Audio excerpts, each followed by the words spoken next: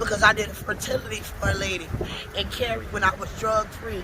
So when I did the fertility, I knew one day I would get pregnant, and she always stated she would return the favor. So her and her family helps me out. Even to this time, they're able to give me room and board, but I told them I would be okay. Just help me with my child. Okay. Okay, who's the father of the 1-year-old? Oh, it was a sperm donor. A sperm donor? You could donate sperm like. What's up, YouTube? I have the best trainer in Atlanta and possibly the world. Hit him up on Instagram at Katie with the Muscle. Now back to the content. What's up, YouTube? Atlanta Street Interviews out here with another one. So we got a young lady with us today. How you doing today, miss? Everything's quite well. Okay. So are you homeless? Yes, very much in need. Okay. Give me 1 second. All right, quick interruption. All right, so you're homeless, and so how old are you? I'm actually 33. 33. Years old, homeless in Atlanta, Georgia. Okay, and so how long have you been homeless? For about consecutive 6 or 7 weeks. 6 or 7 weeks? What was it that happened 6 or 7 weeks ago that caused you to become homeless? I had a major collapse on an operation from the hospital and wasn't able to regroup myself through bipolar and schizophrenia disorder, and I lost everything, and I ended up not out of control, just in my mind. I was not able to function to be able to upkeep the status of having a home with a loving, respectable family and neighborhood. It became dangerous. Okay. Worse than drugs and mental abuse and injections. Okay. All right. Do you have any kids? I have one boy. How old is he? At this time, he was born May the 2nd and the 3rd between my brother and my nephew. Well, I'm asking how old is he? He is going on 1 year old. Oh, wow. So you just had him last year. Yes. Okay.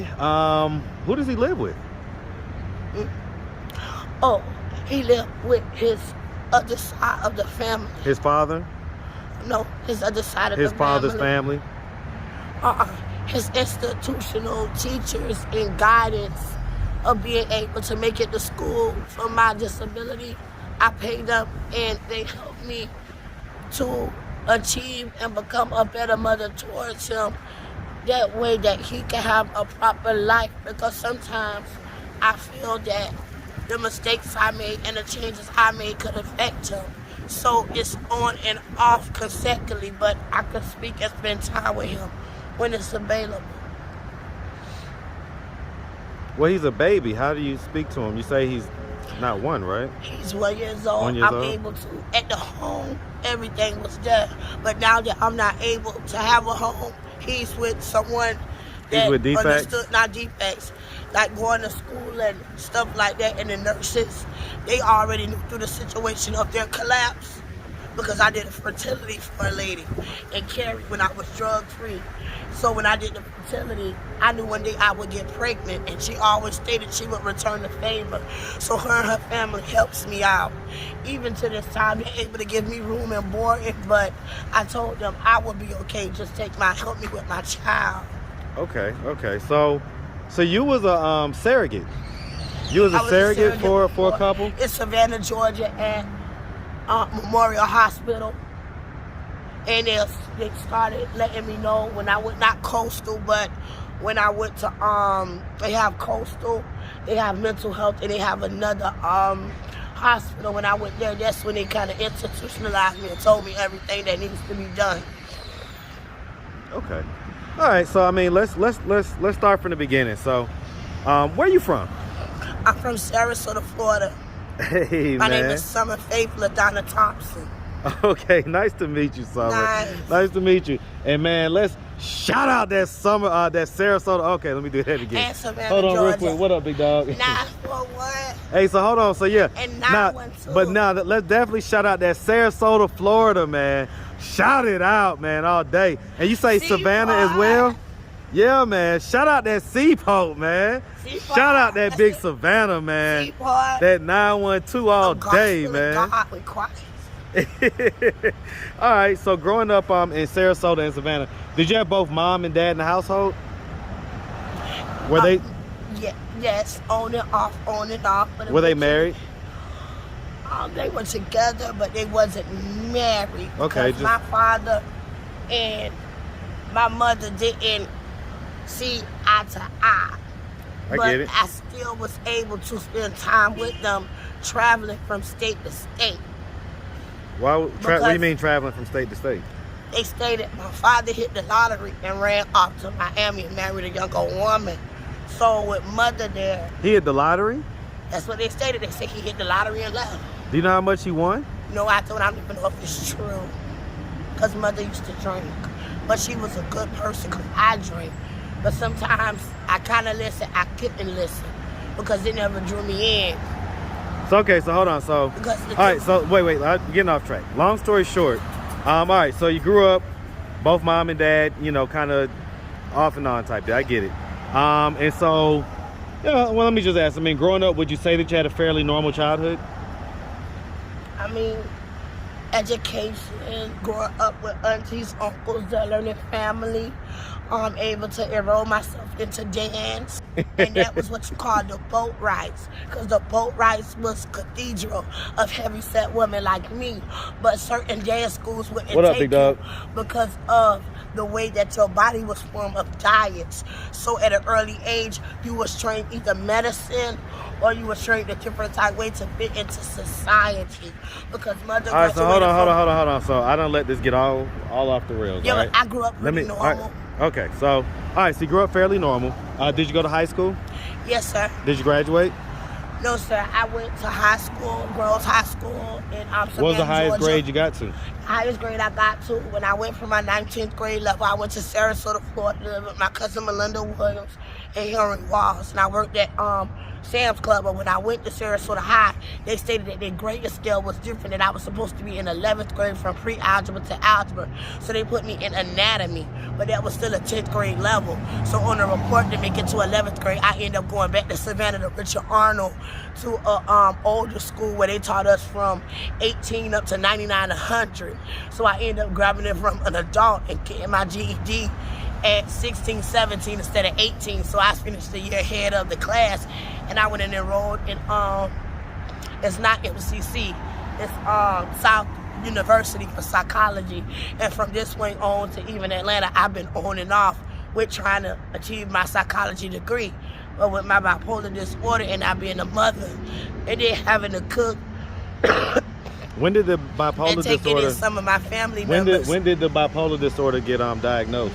I got diagnosed around 22, 23. When you was 22 or 23 years old? Mm-hmm. So, I mean, up to that point, so, okay, when did you have the surrogate? When did you do that? I did that to be around about 24, 25 to 27. So you had already been diagnosed by that point? Diagnosed with bipolar disorder. So how were you able to be a surrogate? Bipolar disorder doesn't have nothing to do with the body organs of a tissue. Right, but I mean, so I don't know. I guess I'm ignorant to the process, but I thought there was some type of screening process when it came to, you know, surrogacy and things like that. Never see my bipolar disorder. I was in a car accident and they put me in the anesthesia and they brought me back through my chest. I have a piece in me, but they removed it. Now my body pumping. That had something to do with my disorder because they had to put me on a helicopter. So with me working years and years and years, I'm disabled. I'm disabled on disability. So if I work, I can only work part-time, not full-time. So that had something to do with my disorder. Because they had to do a lot of blood transplant in me, and it kind of went through in my whole body. That's when I became like skinny, so are you saying skinny, is that skinny to mammoth. So you used to be bigger? I used to be smaller, different, but as you get older, you shrink, but you wouldn't realize that the body configurement of me was just before because of old age and medicine. Okay, who's the father of the 1-year-old? Oh, it was a sperm donor. A sperm donor? You could donate sperm. Like right now, if you want to become a mother, I went to the clinic And I got what you call one of them sperm donors. And then from that point on, from the sperm, they did an injection and pregnancy because I wanted to become a mother. I don't think it was through faith. But why'd you do that? What? So, I mean, were you stable at that point? Did you have a job in your own place and everything? And I worked last year at Big Lots and stuff like that.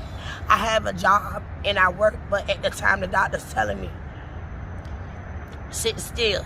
Don't worry about income. Don't worry about nothing. Don't worry about your health.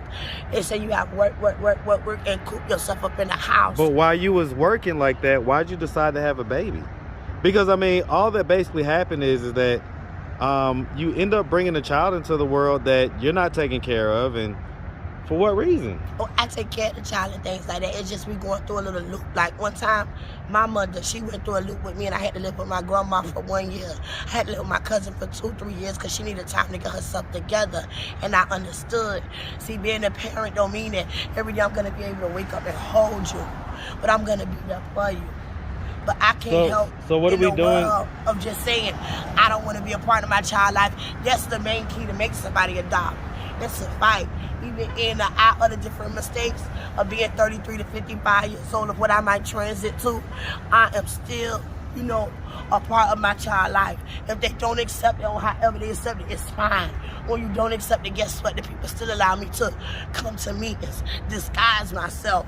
And you might not even know I'm your mother, and I can stand in front of his face. So even with that, I'm able to touch bases in his life. But that's not cool. That's not okay. So you're basically saying well, even if I'm not in his life, I could still be in his life. Well, no. I am in his life, but guess what? It's his decision. It's his decision to make. And the decision that was made with me and him of understanding. It wasn't his decision. It was your decision. No, it wasn't, because if it was my decision, it wouldn't have happened. He's a 1-year-old. I know. He can't decide anything. I know he couldn't kick me out the hospital at one. And throw a brick on my head. I guess I'm just trying to understand. I'm trying to understand what the thought process is. Okay, all right. So what are we doing to get out of this position of being on the streets? Well, at this particular point, I'm enrolling myself in the program, and they're gonna give me a hotel room because the place where we at, me and the guy, we was together, and we're not together anymore. So 6-7 weeks.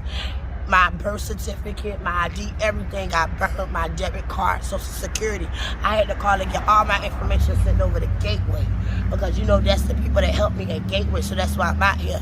And so I'm able to go get my room. So right now, I'm on the street homeless, but I'm boarding up with a relative, but it's kind of on and off. So, with the relative? I feel like it's not the money. Why? Why is it on and off? Because I'm 33 years old, and I know that I'm able, and I might need my own apartment. How you doing, sweetie? To be able to maintain and have everything totally the way it might should be. So, I mean, do we have a history of drug use or anything? You know what? I did have a marijuana disorder, and that is true. I probably done every single drug. I was about to say, besides marijuana and alcohol, what other drugs are we talking about? Oh, marijuana, alcohol, that's about it. And maybe 1 or 2 ecstasy pills, and then I had a pill prescription disorder with gabapentin, Paxil, and Invega. Well, you was just saying though that you've tried every drug that's what I was just thinking, because I'm 33. By the time I'm 55, no telling what I might get into, and ain't no telling what nobody put in my cup or my drink when I wasn't paying attention or letting them in the house. So I'm not gonna say just because I put it in my mouth, somebody didn't come by and say, "Hey, how you doing?" and stick something in my back. It happened to one of my friends.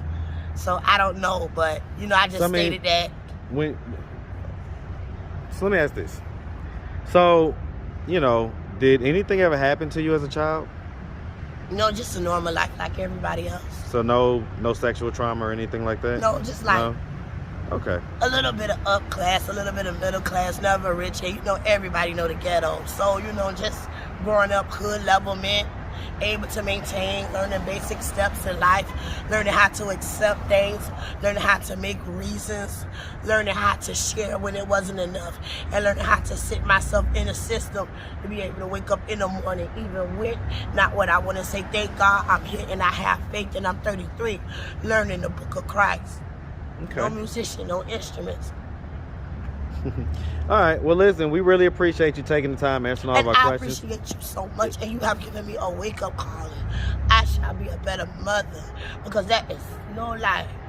for my C and B nasty, I will be a better person. Thank you.